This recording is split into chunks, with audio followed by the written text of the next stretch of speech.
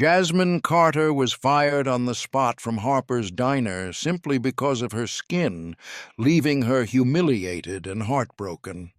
Kevin Matthews, the arrogant manager who relished his power over others, thought he could crush her spirit without consequence. But Jasmine turned years of pain into determination, taking night classes, building her skills, and eventually buying the very diner that had once rejected her. Just wait until you see how she returned as the owner, forcing Kevin to face the consequences, and how justice triumphantly unfolded in this unforgettable story. It was a typical Friday evening at Harper's Diner in downtown Atlanta, and the place was alive with energy. The warm glow of hanging lights bounced off the polished countertops, mingling with the smell of sizzling burgers, fresh coffee, and sweet pies cooling on the racks. Jasmine Carter moved with practiced precision, her tray balanced expertly in one hand as she navigated through the bustling crowd of customers. Orders were coming in fast, servers were weaving in and out between tables, and the low murmur of chatter blended with the soft clinking of silverware to create the kind of soundtrack every busy diner had. Jasmine loved this rhythm, the sense of purpose, the feeling that she was part of something bigger, but that night the familiar comfort would shatter in seconds. Kevin Matthews, the restaurant manager, emerged from the office, his polished shoes clicking sharply on the tiled floor. His expression was taut, a frown carved deep into his face, the kind of look that always made staff tense. Jasmine had worked under Kevin for nearly 5 years. She knew when he was frustrated with a slow shift or a complicated order. But this was different. There was a sharp edge in his eyes, something cold and deliberate that made her stomach twist. "You! Take these dishes back. I don't need someone like you here anymore," he barked, his voice cutting across the room like a whip. Jasmine froze mid-step, her tray swaying slightly. Confusion and disbelief collided inside her. Her mind raced, trying to find a reason, any reason, that could justify what he was saying. "Excuse me?" she asked, her voice barely above a whisper, though she knew it would carry in the quiet pause that followed his outburst. Kevin didn't reply. He didn't give her an explanation, an apology, or even a hint of justification. Instead, he simply raised a dismissive hand toward the door, as though he could erase her existence with a flick of his wrist. In that moment, the room seemed to shrink around her. The laughter from nearby tables, the chatter of co-workers, the soft hum of the fryer, it all faded into a background murmur, leaving only the suffocating weight of humiliation. Shock anchored Jasmine in place first. Her heart thudded painfully against her chest, each beat louder than the last, echoing the disbelief that this was actually happening. She had given years of her life to this place. She had arrived early, stayed late, covered shifts, trained new staff, and always, always gone the extra mile. And now, without warning, without cause, she was being told she was no longer wanted. Anger followed closely behind, sharp and fiery. The unfairness of it clawed at her insides. How dare he treat her like she was invisible? Worthless? Like her dedication, her sweat, her patience meant nothing? Every memory of the nights she stayed late to clean, of the times she calmed irate customers, of the care she took in plating dishes with precision and pride, all of it seemed to mock her now. Kevin's words weren't just rude, they were a statement that everything she had done was meaningless, and that revelation ignited a blaze inside her. Her hands tightened around the tray until her knuckles whitened. She could feel the heat rising in her face, the surge of blood, the tension coiling like a spring ready to snap. She wanted to speak, to argue, to demand a reason, but no words came. The anger was so intense, so pure, it rendered her momentarily speechless. Around her, the diners continued their conversations, oblivious to the storm brewing at the counter. The servers exchanged uneasy glances, sensing that something was profoundly wrong, but no one dared interfere. Jasmine's gaze met Kevin's, and for a brief moment the room seemed to hold its breath. The injustice of the moment was staggering. She could feel the eyes of the few people nearby, the weight of their judgment, the embarrassment that came from being publicly dismissed for a reason that had nothing to do with her work or her character. Her mind raced with questions and indignation. How could someone be so callous, so cruel, so blind to basic decency? And yet, beneath the fury, a spark of determination flickered. As she turned toward the exit, tray still trembling in her hand, she realized that this was more than humiliation. It was a turning point. The anger that surged through her veins was not only a response to Kevin's words, it was a signal, a fire that would not be extinguished. Jasmine knew that being dismissed in such a brutal, unfair way was not the end of her story, not by a long shot. This moment, raw and searing as it was, would mark the beginning of something far greater than any shift at Harper's Diner could ever contain. Her chest heaved with a mix of shock and fury, each step toward the door feeling heavier and lighter at the same time. Kevin Matthews had underestimated her, and he didn't even realize it yet. Jasmine stepped out of Harper's Diner, the crisp evening air brushing against her flushed face. The city lights blurred past as she walked to her car, her apron still clinging faintly to the scent of fries, coffee, and cleaning polish. Each step felt heavy, as though the weight of the evening had attached itself to her limbs. She slid into the driver's seat and gripped the steering wheel, her mind spinning in endless loops of disbelief and sorrow. The streets of Atlanta seemed to stretch endlessly ahead, yet her thoughts kept looping back to that single, unforgettable moment. Kevin Matthews, standing there with his sneer, telling her she was no longer needed. It wasn't just the act of being fired that pierced her. It was the manner of it, cold and deliberate, a public dismissal that felt designed to strip away every ounce of pride she had built over the years. 5 years. 5 years of dedication, patience, and care, dismissed with the flick of a hand and the cruel arrogance in his voice.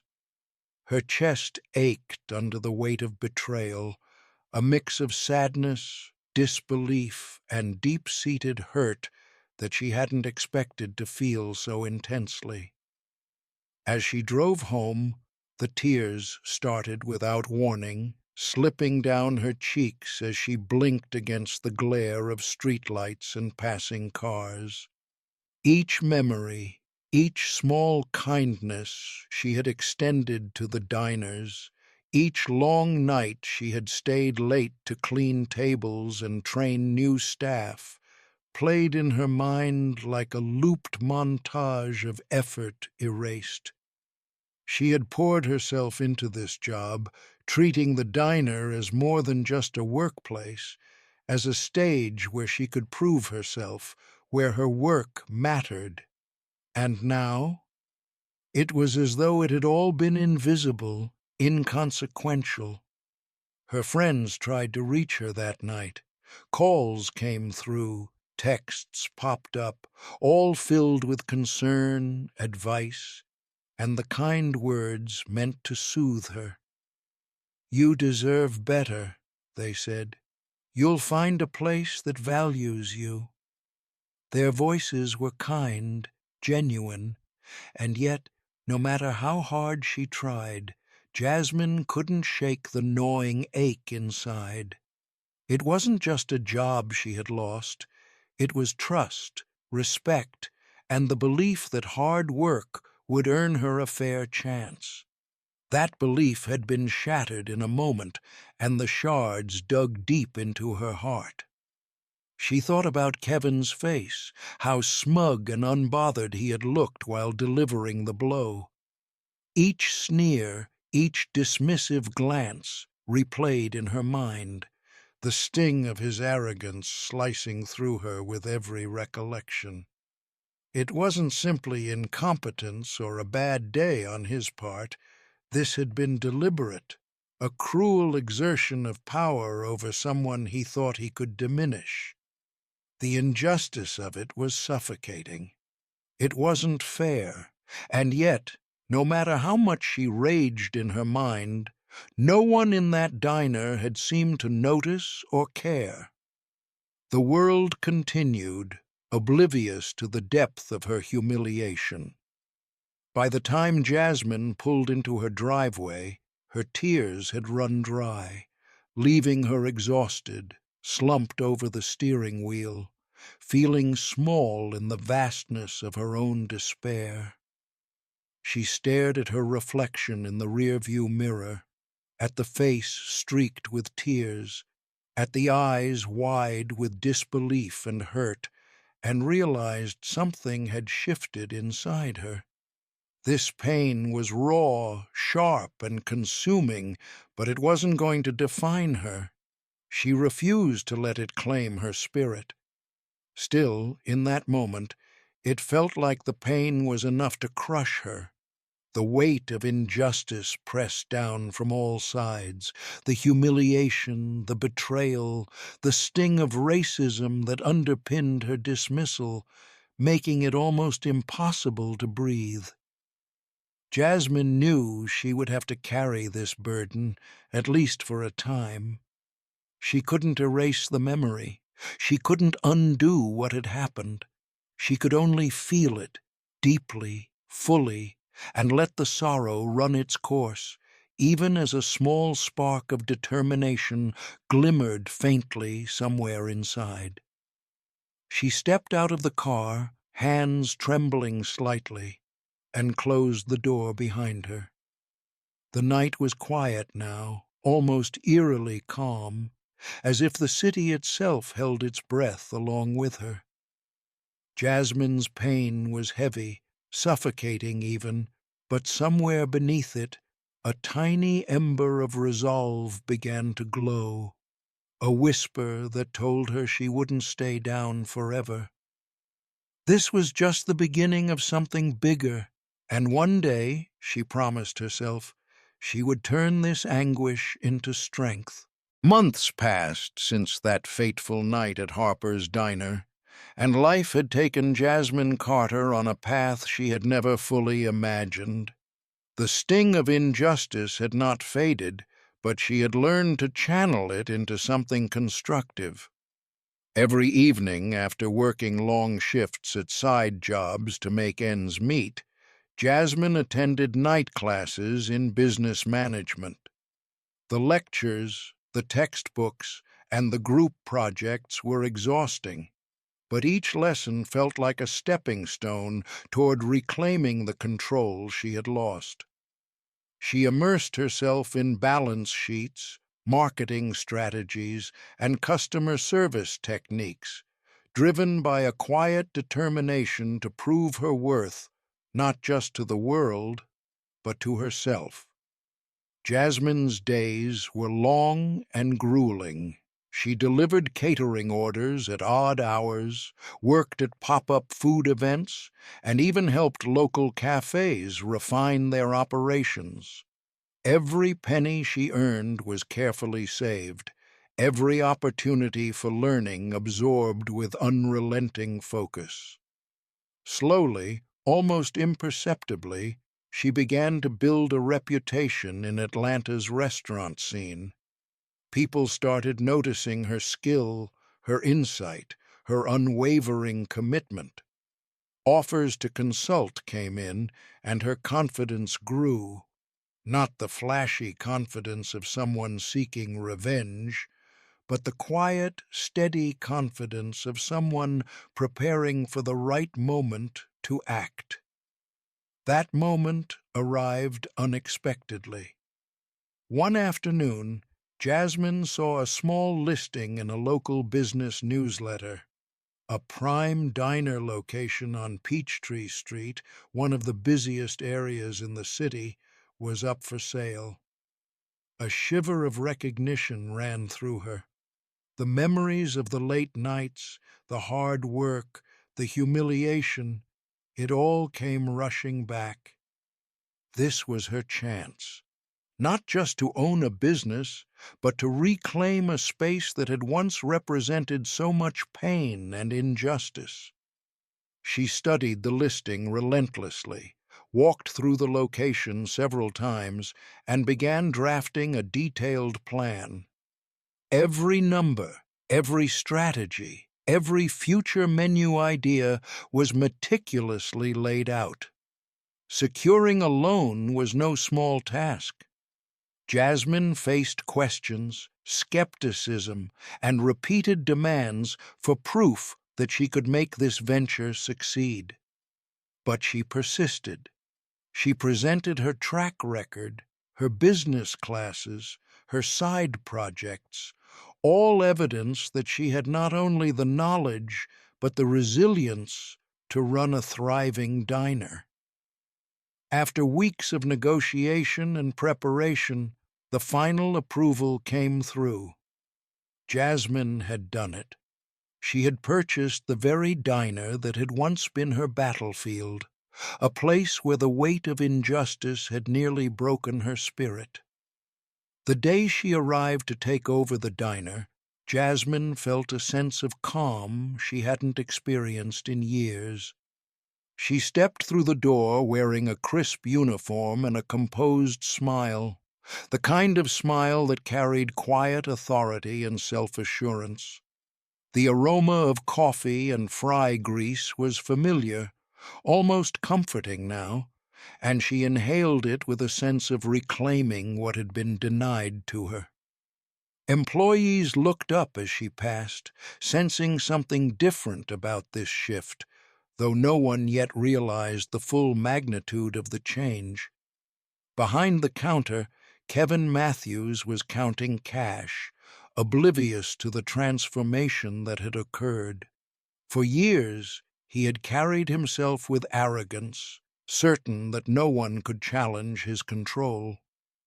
Today, he did not recognize Jasmine at first. She moved with purpose, her posture upright, her eyes calm but alert. Then, as she approached the counter and introduced herself as the new owner, the realization hit him. His face paled, the confidence drained away, leaving him frozen in disbelief. The power dynamics had shifted, and in an instant, Jasmine's patience, persistence, and hard-earned knowledge became visible in her quiet but undeniable presence. For Jasmine, the moment was electric. It was a triumph not built on retaliation, but on preparation, resilience, and vision.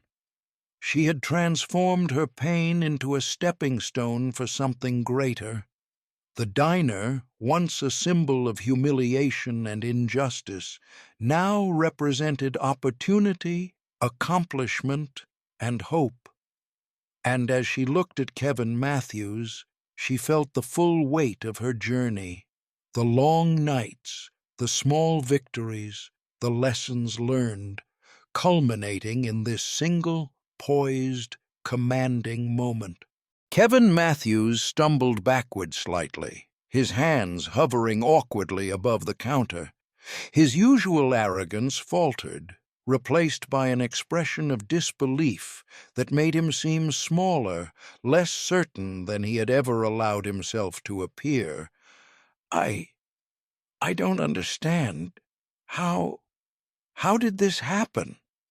His voice cracked, betraying the shock that surged through him. Jasmine Carter stood tall, her posture poised, her gaze steady. Every inch of her radiated the quiet authority of someone who had endured, persevered, and emerged stronger. Her voice cut through the tension with calm precision. "You fired me because of my skin. Today, I'm not just back. I'm in charge. I hope you've learned something about respect." The room seemed to hold its breath. Patrons paused mid-conversation, servers froze in the act of clearing tables, and even the clatter of silverware seemed muted as the reality of Jasmine's words settled over everyone present. Kevin's face went pale, his confidence evaporating in the presence of someone who had taken what was once denied to her through determination, planning, and unwavering resolve. He was powerless, unable to speak, unable to act, unable to reclaim the control he had once wielded so easily. Jasmine's victory was not only personal, it was visible to every eye in the diner. Employees who had once whispered about Kevin's unfair treatment now saw firsthand that injustice could be challenged and overcome. Patrons, many of whom had witnessed the dynamics of the diner for years, watched as the balance of power shifted in a single moment. Jasmine had transformed humiliation into authority, pain into purpose, and years of quiet suffering into the foundation for a thriving, just leadership. Her presence carried a subtle energy, one that did not rely on intimidation or confrontation, but on the strength she had cultivated over countless months. She moved behind the counter with confidence, checking schedules, welcoming staff, and engaging with customers. Every action demonstrated that leadership was not about asserting dominance, but about respect, fairness, and vision. Kevin Matthews, who had once dismissed her as insignificant, now looked on with silent acknowledgment of his own misjudgment. News of Jasmine's triumph spread quickly throughout the community. Social media posts, local news features, and word of mouth told the story of a woman who had faced discrimination, been cast aside, and yet had returned stronger than ever. Jasmine became a symbol of resilience and determination, a living testament that setbacks could be transformed into stepping stones. She was not just a diner owner, she was proof that injustice could be confronted and corrected, not with rage alone, but with strategy, patience, and self-belief. Under Jasmine's leadership, the diner flourished. The energy in the room shifted from tense and routine to warm and collaborative.